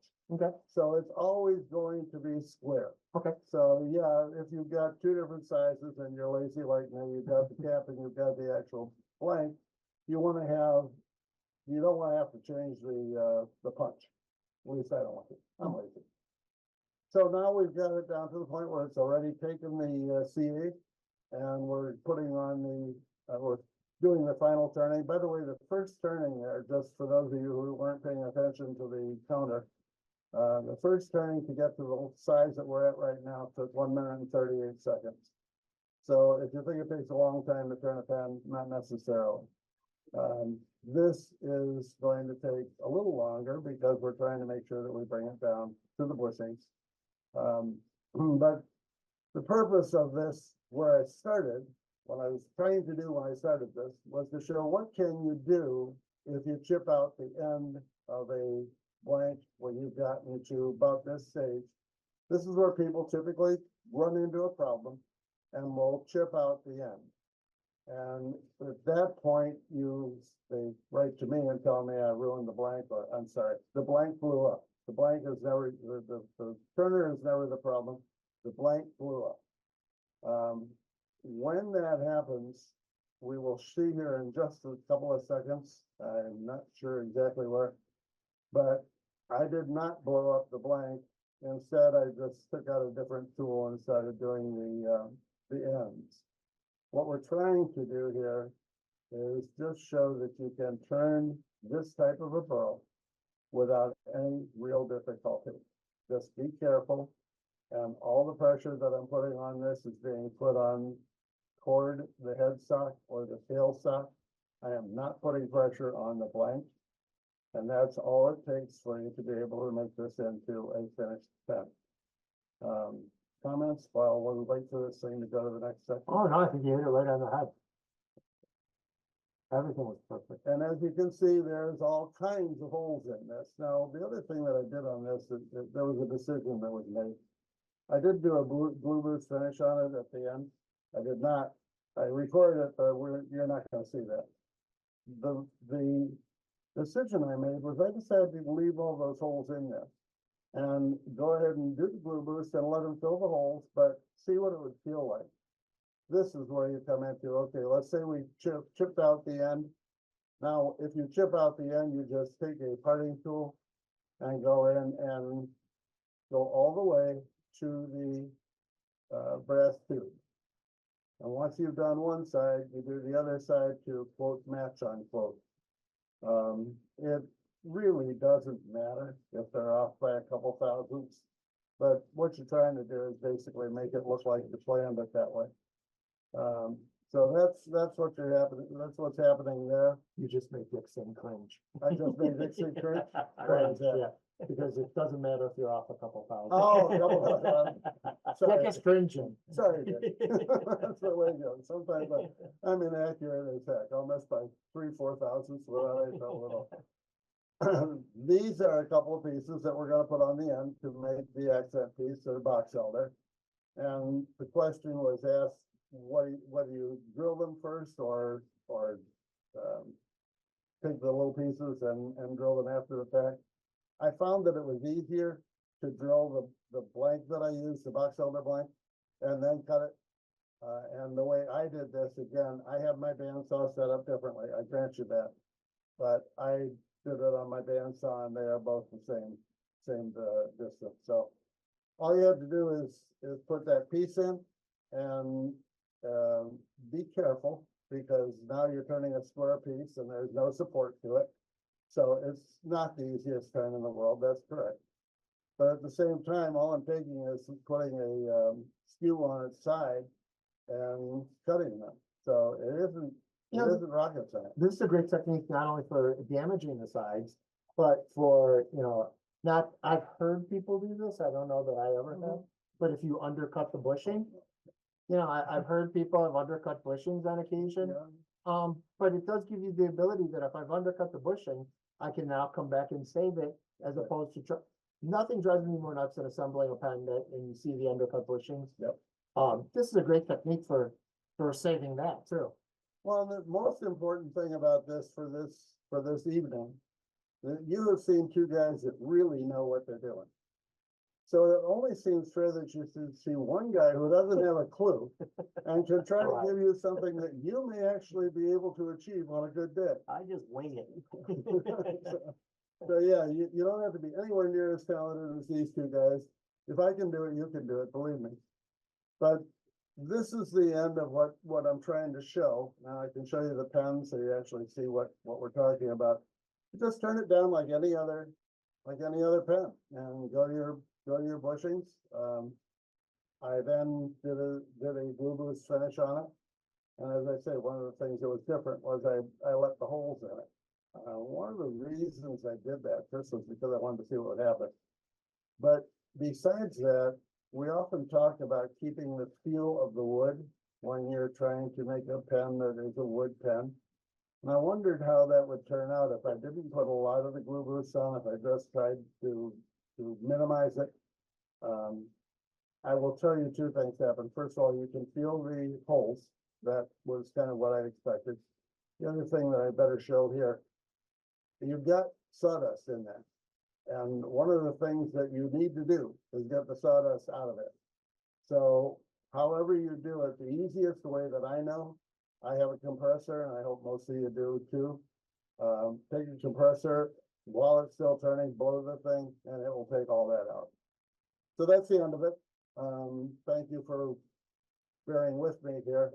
The pen, I think that's a great technique, and Absolutely. the other thing is, it's not just for, wood. No, that's right. I did a lot of this because I craft up a lot of plastic pens. And when you craft up a pen, it's real easy to just say, okay, well, let's see what I can do here. Hey, what do you know? I went the right direction. Push that. That was an accident. That's what it looks like when it's finished. As I say, you can see the holes in there, and the holes stayed there.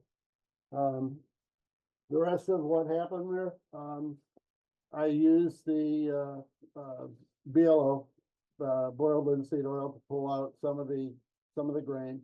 It is a pretty pen when you look at it from in person, and of course it does have the two contrasting ends.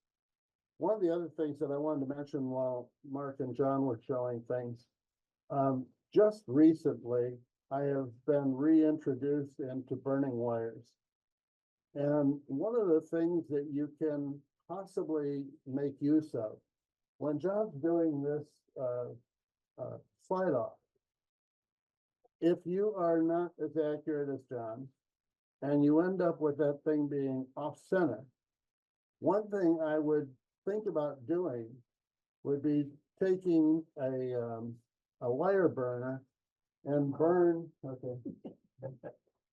They like me over there, sorry. Take a wire burner and burn a line, just, yeah, let's go back to this guy. He's prettier than I am anyway. You have this a little bit now, it's fine for what he's trying to do, because if you mount this on a pen, you're gonna have your cap up here, and so it's gonna look right.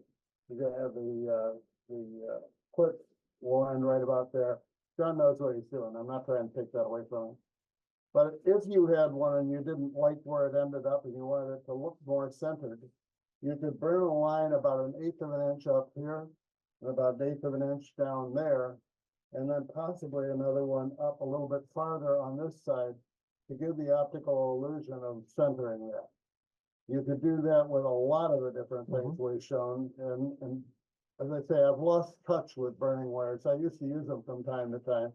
I haven't seen them in years, and it happened that this week I got a bunch of stuff in, and some of them was burning wires. So we're going to be talking about that more, but it's kind of a good time to show you that's what you can use for some of this stuff. Okay, I'm out of here. I have one John? more thing I want to share. Yeah. And, Let me get out of your way. So maybe Yeah, if you want. Do I do it in the center? We'll try it in the camera first, we'll see. So if any of you guys have followed the Bandit series pens, this is the last one. I just completed this, and this was actually, this whole pen was thought of, and I just executed the idea, but Dick Singh came up with the idea, and I was happy to give it a try. He thought, wonder what that would look like if it were beaded in the center band. So, with Dick's help and tools, I was able to put a nice bead on the center wood, and then also on the finial up top. And it's just a little added extra detail or design to take a basic wood pen. Of course, there's nothing basic about it. This pen itself is bird's eye desert ironwood, and it's the first time I've ever turned desert ironwood, and to have a blank of that quality, I didn't want to ruin it. So I was happy that it turned out. But the beading itself was a lot of fun, and it's just something a little extra that you can do to your wood pens to give it a little more design or a little more pizzazz. So thank you, Dick, for the great idea and for the use of your tools. It certainly helped me have some success in that pen. You sure did it good justice. Well, I appreciate that. I hope that when it gets to you and finds this new home, that you appreciate it as well in person. So we've got 12 minutes left to go. We tried to make sure that these things run, no more than 2 hours. If anybody has any questions that you've had bottled up, please ask now. If there's ones that we missed, going along on the side, please ask us. We're wide open to talking about it. The other thing that we always ask, and I'd like to ask it again, is, we do this every month. We do it generally on the third Thursday of every month. So if you're new to doing this, please plan on joining us the third Thursday, but always, or please drop us a line or an email at sales@exoticblanks.com if you have topics that you want us to cover. If we have the ability to cover it, we'll do the covering. If it requires us to bring in someone else, we've brought in other people. For those of you who are new, we've brought in the owner of Blue Boost. We've brought in Chris and Christy from Easywood Wood Turning Tools. We have access to a lot of people, and we're always willing to bring them in. So let us know what the topics you guys are looking for, and drop us a line at sales@exoticblanks. So with that, I'm gonna open it up to anybody have any questions, comments, things you want us to talk about, things you want someone else to talk about? Yes, I would like to give a comment. When Ed was showing that the burls were chipping at the ends, when you finish off to the tube length, take some thin super glue and go around the outside of the end of the blanks, and that will leach back in and stiffen that up, so it will be less chance of it chipping out. Yeah, someone brought up a great comment, which is really what's happening. We're basically stabilizing on the fly. And that technique, and then some of the, that's where the Blue Boost red comes in very nice and handy, because it'll wick into itself. Yeah, the Very red nice. label. Yeah. The red label wicks in The red so much label better. and the teal green, it's the ultra thin. Yeah. It's great stuff. It wicks in well and helps hold everything together. The other thing about that is if you use those glues and they go through the wood and onto the brass tube, I disagree with the theory that's out there, but assuming that the theory is correct, that things blow up because there is no glue underneath them, you are now putting glue underneath it. So if that were actually a fact, and I don't think it is, you would find that you are less likely to have a blow up. Absolutely. So I have a couple questions. Sure. So John, one of your demos I saw, you had like a carbon fiber base that you started with. Can we sometimes see a demo of the carbon fiber, of how you put that on a tube? Yeah, I mean, it's quite lengthy. The biggest thing about carbon fiber is finding the sleeves that It sounds like that could be one of your videos that you've done a really awesome job with lately. I would definitely take that into consideration. Absolutely. And then my other question is, part of my issue with my Glue Boost finish was I was trying to build up my finish, because I had sanded and resanded so many times, now I'm below my bushings. Mhm. How do I overcome that at this point? How to build it back up or how? So. Either how to build it back up or either to cast it in resin, something. You can build it up real easily. Just use the nylon bushings, the Delrin bushings. Yep. Okay. And just basically work from the center of your blank outwards towards your bushings with the CA. With the and- blue. Yeah, with the blue, the medium CA. Okay. And don't try to apply it too thick, just nice even layers, because you don't want to trap air bubbles in it. You just want to build layers, and that will build the quickest, maybe 4 or 5 layers of that. You may have to resand the tube ends down to the brass. Can I jump in 1 second though, when we're building up? This was a conversation we literally had a half hour ago. And this is like one of the things that I read all the time on Facebook, and it just drives me nuts. People will say you don't need the accelerator. The honest answer is you do need the accelerator. Because when you put on a layer, now remember that if I spray the accelerator on it, I'm drying that layer and I'm setting up the next layer so that when I put that next layer on it, I'm actually drying it out from underneath. Yep. And so I'll see a lot of times people say you don't need the accelerator and keep adding and adding and adding, Right. or I let the air dry it. Remember, CA acts so differently. Once that surface dries, the stuff underneath it can't dry.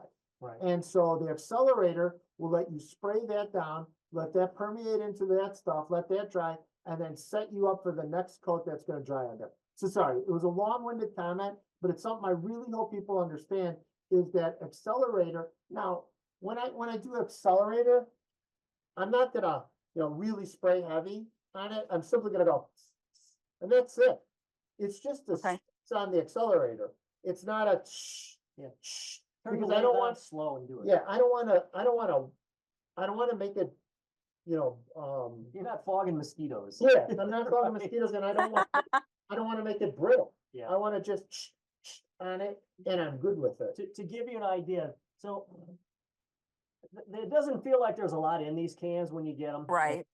You want to be as cautious to get the most for your money. And I can tell you when I started using this, I was putting hash marks on the side of the tube.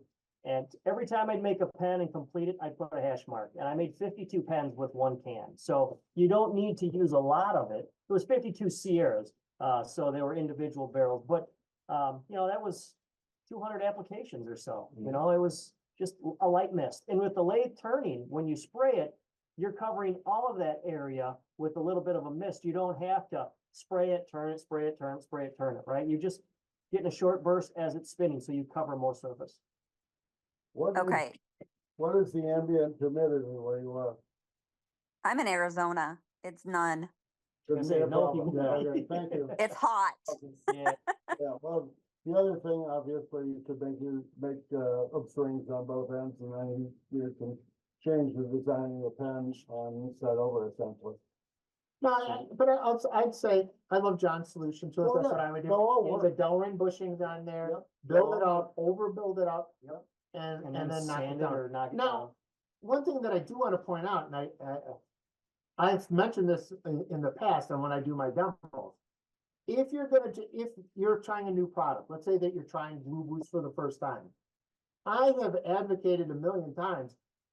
The worst thing that you can do is turn your first pen down to the bushing and then try it. Round the pen over. If you notice, when I was doing all my techniques on my coloring and stuff like that, the pen was proud of the bushings by a mile. Round the pen down, put a finish on it. Get that down, practice it down, cut it off, round it down, sand it, do all your sanding again, put another finish on it, cut it off. You can pretty much get I'm gonna say almost 8 or 9 attempts till you're very, very comfortable with it, or you get more comfortable with it. And then get that down and do it. The other thing that I always tell people when you're finishing a pen is, as you're doing that rounding down process, if you make a mistake, finish it. Because if it's something new to you, if the next step you're gonna make a mistake on also, you don't wanna make a mistake, cut it off, get it down and go, oh, I did that well, and then get to that sanding part of it, and then realize you made a mistake there too. So take your time, do a little bit of practice on it. And, I think to me, it's one of the easiest, I don't know if we're talking specifically about Blue Boost. I find it to be one of the easiest finishes that are out there. One thing, Yeah, that's what I've been using are you using blue shop towels? Is Blue that, shop towel. I Okay. only use shop I towel. use Bounty. Okay. I use Bounty, okay, just because it's just what I've always had. It might smoke or cure a little quicker, but I'm not Yeah, waiting. you for and I it, differ a right? lot, right? Yeah, right. I use blue shop towels. Yep. I do mine with the lathe off 100% of the time, and I'm going across it. Which I think speaks volumes for the product. Yeah, right? you There's- do, and I do the medium first as my fill, and then I use the orange as my finish. You do it, Just you the and opposite. Ed, I don't- and you guys do it the traditional method. I don't even Lay use it on. blue. If it's smooth, I don't even touch the blue. Okay. I'll start with the teal, the ultra thin, and I'll use that to seal it. I'll put 2 coats of the ultra thin.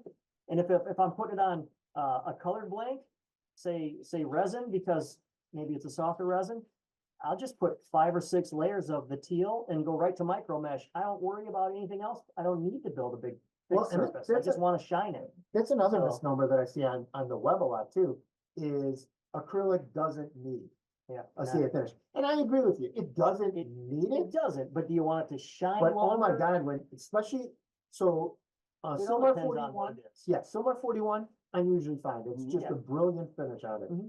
Illumalite, there are Illumalite, and it really, to me, almost depends on the colors.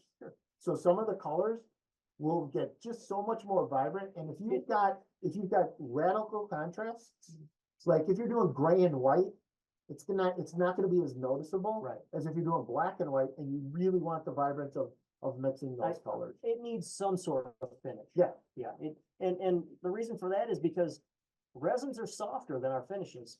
Your finishes are made to dry and cure hard and give you a smooth surface, which will hold a shine better.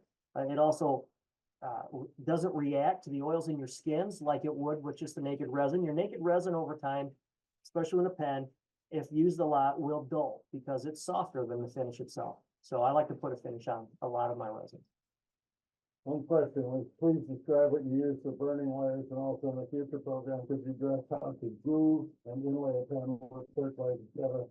We just got the wires, so they will soon be up on Exotics, you'll be able to find them there. But generally speaking, how do you do wire? You get any gauge of wire that will hold up, and you can use it to burn wood. Yeah, Again, it's just a friction thing, right? it's basically. friction, exactly correct, and the trick is to kind of keep it so that it stays in the groove. You give it a groove first, and then you try to keep it in the groove. Yeah, a couple things that I would highly recommend. If it's okay, I'm gonna mention another company. Easywood Tools has their set, and it's got the balls on it. The only reason I mention it is that if you're taking the wire, I wouldn't put the wire in my hand.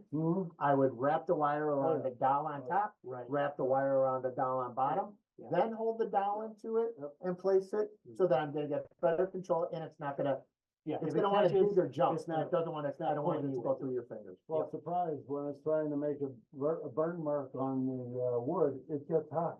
Oh, But So, I love, you gotta kind of be aware of that. and I will use a skew or something Yeah. to just nip it, Yeah. to let that wire go in where you want it. Okay, so that's all the questions? What was the one, some of the dark deep voodoo secrets of Cleveland? Oh, okay, yeah, thanks. What's the one above that? Thanks, guys, always informative, I have to go, have a great evening, there's always good info, thanks, another informative program, essentially just a lot of thank you. Oh, okay. Always good to say you're welcome. Awesome. Well, please do us the favor, as I said, and give us ideas of topics you'd love to see on there. Also, as you know, we promote, so if there's ever a chance that you can help promote us on, on IAP or Facebook or where you learn the technique. And the most important thing for me is I want to see, you don't have to do anything more, but I want to see your guys' work. Post it out on Facebook, post it on IAP, and just show more pens that you guys have done. It's always fun to see what other people are doing on this stuff. Yep, absolutely. Share your ideas, and if you come up with something you want to see, let us know. Yep. Very good, thank you all. thank you. Thanks a lot. Have a great night. Thanks, guys.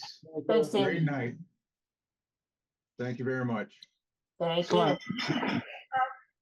Thanks, guys. We'll see you later. Good night, Dick. All right, let me stop the recording. There we go. Good night. Good night, all. Good to see you.